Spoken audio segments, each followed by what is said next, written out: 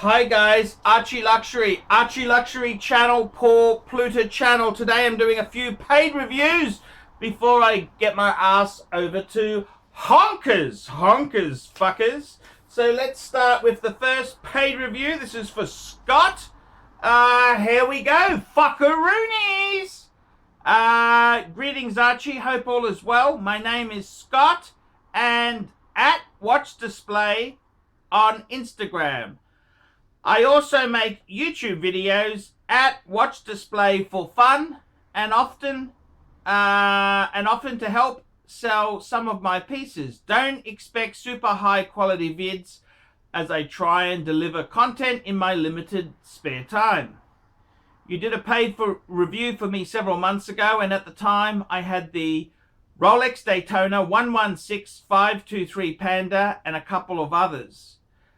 After some profit positive flips, I have changed up the entire collection. I am considering flipping the Explorer 2 for either a Zenith El Primo chronometer in 38mm or going after another Breguet Type 20 transatlantic.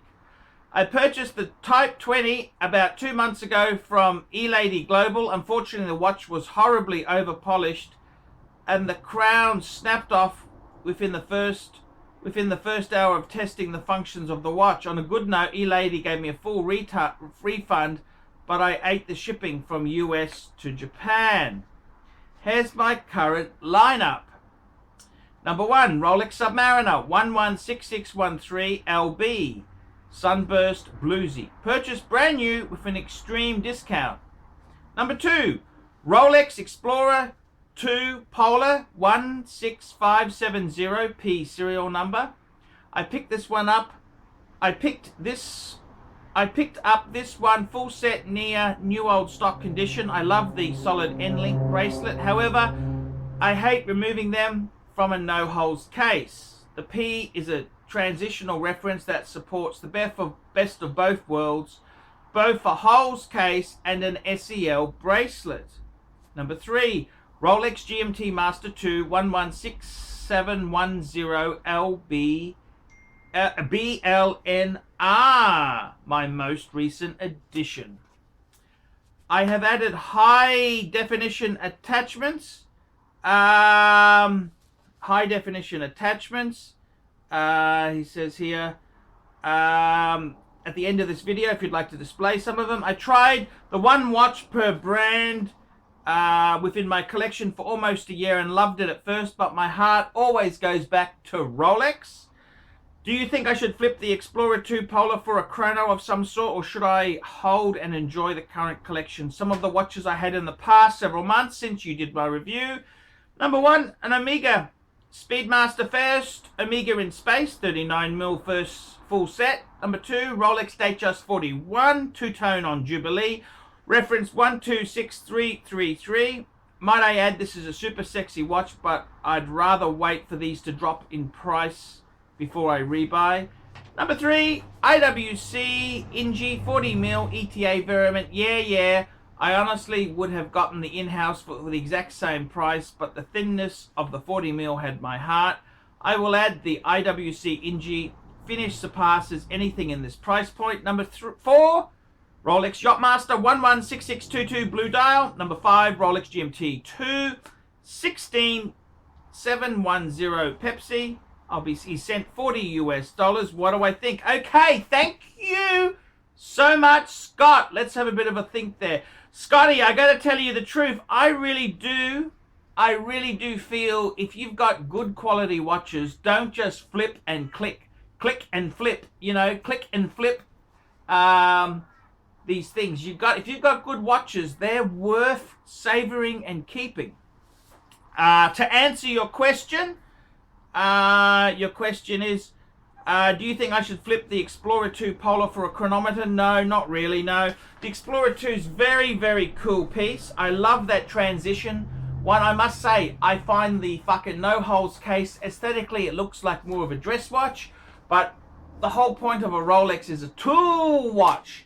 See, in the past, people bought them as tool watches. Now, tools buy them. That's the difference. See how it's changed. So, I would be hanging on to that Explorer 2.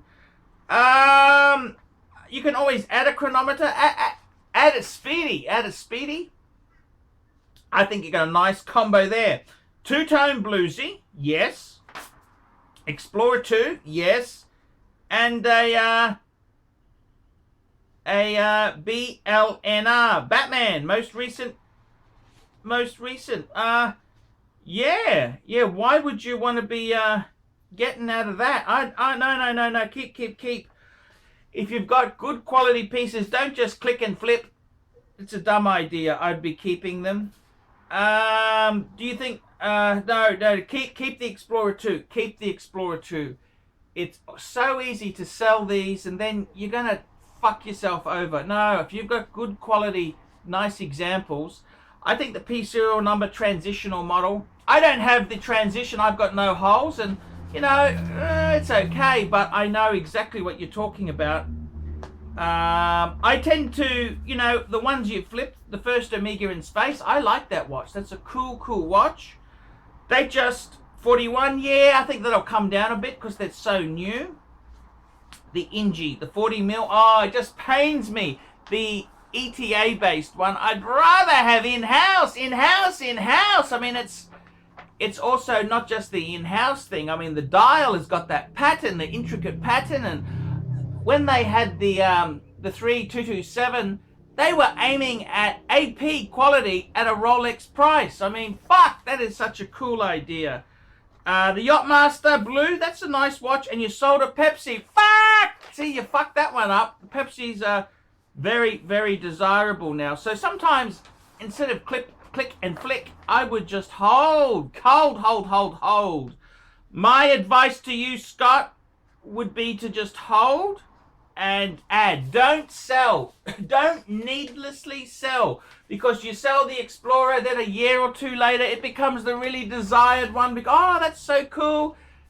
You're just going to be, it's just silly to churn and burn. Hold. I know. So many of you collectors get bored. You want to, you want to experience new things. You want to pump and dump. You know, I get it. But sometimes you're better off just to hold and see out the market. And that's one thing I would really say to people is don't just click and flick and just endlessly recycle. Just slow down. Stay. If you've got good quality examples, man, they're getting harder to get. So don't just quickly flick in and out of these things. If you've got nice examples, hold for the long run. I think that's going to make you much more happier. Interesting you say the one brand per watch didn't work for you. I understand it. But I must say, if you are going to abandon that rule, I mean, Rolex is such a strong brand to move into.